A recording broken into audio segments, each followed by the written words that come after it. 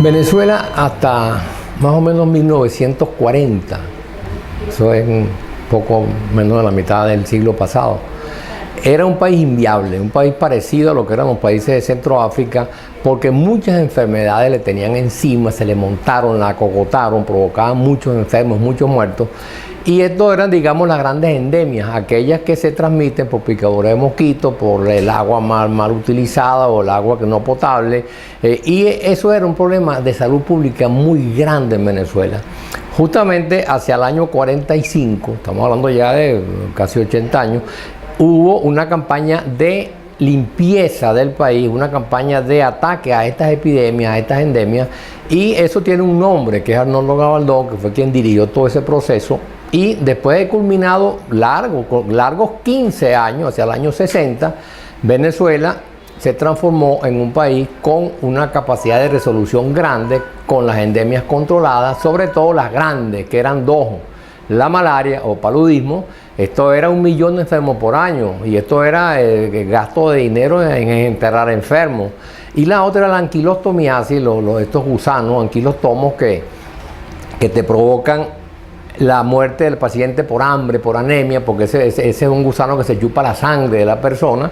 Bueno, ¿qué se hizo? Muy simple, una campaña de erradicación que consistió en limpiar ambientalmente al país. Esto tenía, digamos, un caballo de batalla, que fue el DDT, un insecticida, y hacer que la población tuviese una vivienda más digna, que era una vivienda que no tenía techo de paja, sino techo de aquello que llamaban acerolit, y que la gente usara calzados. Sencillamente tener zapatos puestos, tener una casa que tenga un techo que no sea de paja para evitar el mal de Chagas, y tercero, combatir directamente las enfermedades endémicas de transmisión por picadura de mosquitos con los insecticidas.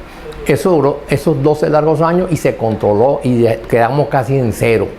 Otra cosa que arranca ya un poco más adelante, quizás por el año 60, es el control de enfermedades que tienen que ver con vacunas. Cuando tú vacunas, al niño no le da esa enfermedad.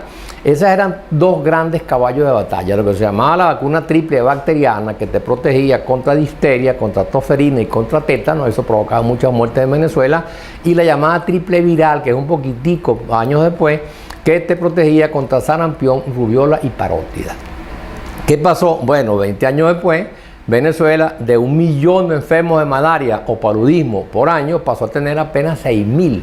Entonces, esa caída fue tan violenta, y el territorio nacional, que estaba prácticamente copado por encima de la ciudad, que estaban de 800 metros hacia abajo en el nivel del mar, eso todo era malárico, las grandes capitales, todo el llano nuestro. Bueno, sencillamente eso se redujo casi a la nada, a pequeñas poblaciones en el interior distante del país.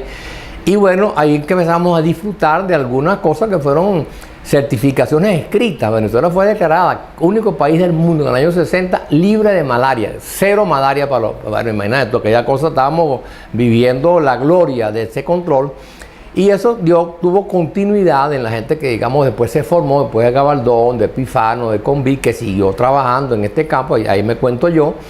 Y por supuesto, lo que hoy vivimos es el regreso triunfal de todas estas enfermedades, sin excepción, lo que tiene que ver con algún descuido central, algún descuido, digamos, grande en las estrategias, en las políticas que vas a trazar, en las cosas que haces, cómo las haces, cuándo las haces. Y entonces tenemos ahorita, prácticamente Venezuela se volvió a repoblar de estas endemias. Malaria, para comenzar con ella, que es la más importante, o paludismo, estamos teniendo para este año unos 600.000 enfermos registrados, o sea que nos fuimos otra vez para el cielo el número de enfermos. Y como dato importante desde el punto de vista estadístico, superamos a Haití, o sea, somos el último país de América hoy en control de malaria. Esta es muy grande. Luego tenemos dos Marías también buenas, fuertes, que se nos metieron de pronto. Una es la difteria, que estaba totalmente fuera. Yo, por cierto, la despedí honrosamente en el año 92, pues no hubo más casos cuando estuve en el ministerio. Y luego el sarampión, que arrancó ya hace casi 2 años. Esto es terrible, porque el sarampión es la enfermedad de niños que más los mata. Y es la que más fácil se previene, porque la vacuna es muy eficaz. O sea, te da sarampión si no estás vacunado. ¿Qué es lo que estamos viviendo? Un pequeño brote, como siempre ocurre, que si de pronto alguien que viene de otro país, casi siempre en el caso nuestro, las puertas de entrada son las zonas de minería ilegal. Ahí, bueno, ahí anda quien le da la gana, sin gobierno, sin control. Y luego eso se fue expandiendo a todo el oriente del país, lo que demuestra justamente con el sarampión que la masa de población que debía ser vacunada, o sea, los niños no fueron vacunados, pues si no, no les da nada. Y se transformó ya en una epidemia que está alcanzando a 23 estados del país. No es eso lo más grave, ya eso es grave, pero lo más grave es que si tú te regresa cualquier enfermedad y se queda contigo durante más de 10 meses sucesivos, tú desapareces de la lista de las controladas y entras a ser endémica otra vez. Y esto es la desgracia hoy de América Latina, por eso estaba totalmente en cero. Ya entonces están apareciendo enfermos de sarampión que no tendrían por qué aparecer en Brasil, en Colombia, en Ecuador. Y estamos, digamos, resembrando la enfermedad en escala continental y esa mancha roja la vamos a tener para siempre. Entonces, esa es otra de las más importantes. Hay muchas, por cierto. Estas son, digamos, las más ruidosas, pero desde el año, la campaña de erradicación de sarampión se hizo en 1995. Duró casi 2 años, eso quedamos en 0 casos, todo el mundo feliz y contento. Hubo un pequeño brote en el año 2000-2001, eso provocó más o menos 1.800 enfermos, se logró controlar, seguimos con concepto de que estamos en erradicación. Pero también en el año 2002 tuvimos una epidemia de fiebre amarilla, hubo más de 30 muertos en Venezuela, hubo lo que se llama una epizootia, que es fiebre amarilla en los monos, que son los que la transmiten a los seres humanos, que agarró a toda Venezuela. Tuvimos una epidemia importantísima, que fue una epidemia de tosferina, eso agarró también al oriente del país. ¿Y por qué es importante? Porque tosferina, difteria y tétano, las tres se resuelven con la misma vacuna. Ya esto que ocurrió en el año 2016-2015 nos estaba diciendo prepara y pele el ojo porque viene una epidemia de las tres. Y efectivamente llegamos a tener 4.500, 5.000 casos, cosa inaudita de esta enfermedad, de esta tosferina, y luego este desastre con la difteria. Si te hubieras fajado en aquel momento con el alerta que te dieron, el grito que te pegaron, no hubiéramos tenido este problema. Esto es más o menos en general. Veamos el siguiente dato. En Venezuela nacen, y por lo tanto tienen que ser vacunados adecuada, correcta y eficazmente, unos 600.000 niños por año. O sea que si tú no te ocupas de ellos, como está ocurriendo, tú mides cuántos vacunados tenemos, por ejemplo en Oriente, en general, en cualquier capital, Ciudad Bolívar, sea Maturín, sea Puerto La Cruz, cualquiera que agarre, esto está por debajo del 50%. O sea, me nacen 600.000, vacuno 300.000, me quedan 300.000 sin vacuna. Pasados 5 años ya tengo 1,5 millones, que es lo que pasa ahorita. ¿Por qué estamos en riesgo con sarampión? Porque hay más o menos en el cálculo de 2.400.000 niños que no están vacunados, que andan realengo por la calle y que estos no se han ocupado de eso. ¿Qué ocurre? Fíjate. Cuando tú sumas, bueno, ok, el gobierno se empeña, que no sé qué, que estoy haciendo un esfuerzo, que me estoy metiendo, pero es que son esfuerzos absolutamente inútiles hasta ahora, porque no has detenido ninguna de esas enfermedades. Si volvemos a la histórica de este ciclo que fue corriendo completo en todos estos años, el mal de Chagas, que es una enfermedad también dura, esa fue la que le caímos encima con los techos de acerolí, quitando los techos de paz en Venezuela. Bueno, eso ha provocado unas epidemias un poco medio inusuales, pero ya van más de 17 a lo largo de los últimos 10 años, creo que se llama el Chagas de contaminación oral. O sea, una persona, un muchachito sobre todo, se toma un jugo de una fruta, en este caso guayaba, cualquiera de esas frutas que está contaminado con pupú de chipo, y entonces la manera como él se infecta no es la usual, que es que te pique un chipo y te pique la piel, sino que te tragas el líquido contaminado con ese pupú y te enfermas. Han habido ya 17 brotes, y el primero fue en el año más o menos 2007, que ocurrió extrañamente en un geriátrico de San Juan de los Morros, acá en el estado Guárico. Los viejitos empezaron a morirse de repente, se murió el viejito. Bueno, como son viejitos, no se van a morir porque están viejitos. Y nadie se le ocurrió pensar que algo estaba ocurriendo hasta que un patólogo de allí, casi 2 años después, dice, bueno, pues esto hay que investigarlo, esto está raro.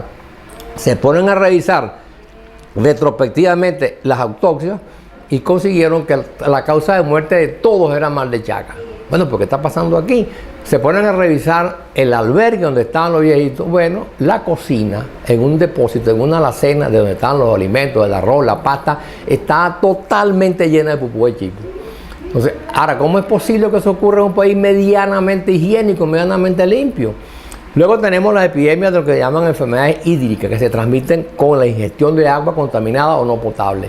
Esos son al final diarrea y disentería. Todas ellas son bastante graves porque te deshidratan al niño y lo matan. En Venezuela se van a registrar el año 2018 que está corriendo, más o menos 5 millones de episodios de diarrea, sumados todos en todo el año. ¿Qué ocurre? Si te vas un poquito para atrás, eso eran 3 millones y medio que al año, tiene un incremento de más del 30%. Ahora, ¿por qué está ocurriendo eso? Bueno, porque todo es un sucio, todo es un mosquero, todo es un suciero tirado en la calle, no recogen la basura.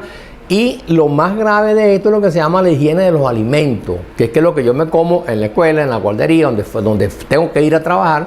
Bueno, sencillamente si se contaminan esos alimentos, tengo lo que llaman las epidemias de esas enfermedades de transmisión oral, que son terribles, que afectan mucho, que mandan a la gente para su casa en reposo. Bueno, esos son cifras de centenares de brotes epidémicos en toda Venezuela. Entonces este es otro grupo también importante. Y luego tenemos, con esto podemos, digamos, ir viendo esa visión completa de todas estas epidemias, tenemos algunas que están asociadas también con la falta, digamos, de no solamente de jurisprudencia, de leyes, sino también la falta de conductas que vayan a la prevención. Por ejemplo, la enfermedad de eso que llaman sobre ruedas. Venezuela está teniendo más de 8.000 muertos por año de niños que chocan con motos, que los aplasta un carro. Esa cosa moderna ahora que llaman los camellos, que son los camiones que van llenos de gente amuñuñada. Bueno, y que se caen y se matan. Hay más de 30 muertos por esa razón. Entonces, mira que eso puede pasar en un país medianamente serio. Entonces, nosotros con esto, creo que redondeo un poco esta idea. Nosotros estamos viviendo el resurgimiento de muchas enfermedades que estaban controladas, que ya estaban fuera del mapa de Venezuela, lo que es una consecuencia directa de la falta de políticas adecuadas, de estrategia, de una visión de país y de recursos, por cierto, que también es importante, que necesitas tú para poder controlar eso. Cierro con este dato. Venezuela tenía más o menos hacia el año 1995, eso está publicado porque se hizo un trabajo muy serio de lo que llaman un catastro de infraestructura nacional, tenía 36.000 camas de hospital activas en el sector del Estado, esto era el IPA, el Seguro Social y el Ministerio de Salud, y de unas 9.800, 10.000 en el sector privado. De esas hoy quedan 17.000, de las 36.000 quedan 17.000, se ha caído más de la mitad. Y de esas, la mayoría son camas pediátricas. Son camas justamente que explican este problema con los niños que están falleciendo en las unidades de terapia intensiva, que son poquitas, en las zonas estas que llaman de incubadora, que se infectan, que les da neumonía, que les da diarrea, bueno, y se mueren. Esto te dice a ti lo mal que está el país en materia de salud pública. Para tú recuperar el estado que tenía, como estaba hace 20 años atrás, necesitas como 40. Entonces, por eso es que es tan complicado lo que estamos viviendo, porque parece mentira, algo que tenías controlado, que te detenía la mortalidad, porque la mortalidad en los niños, ¿cómo cae? Bueno, cae porque hay menos diarrea, menos neumonía, menos infecciones, y por supuesto eso indica que tú tienes más chance de sobrevivir. Ahora, para volver allí necesitas hacer una inversión muy grande y una inversión en recursos humanos que sabemos también que se están perdiendo periódicamente porque el desastre del gobierno en materia presupuestaria es una cosa que no tiene tamaño tampoco. Ahí lo estamos viendo. La pobreza hoy, por lo menos registrada por estadística de cuánto gana la persona hoy a los precios internacionales, es cerca del 97%. Bueno, eso no lo tiene ahorita ni siquiera ningún país africano. Nosotros estamos peor que estos países, mucho peor.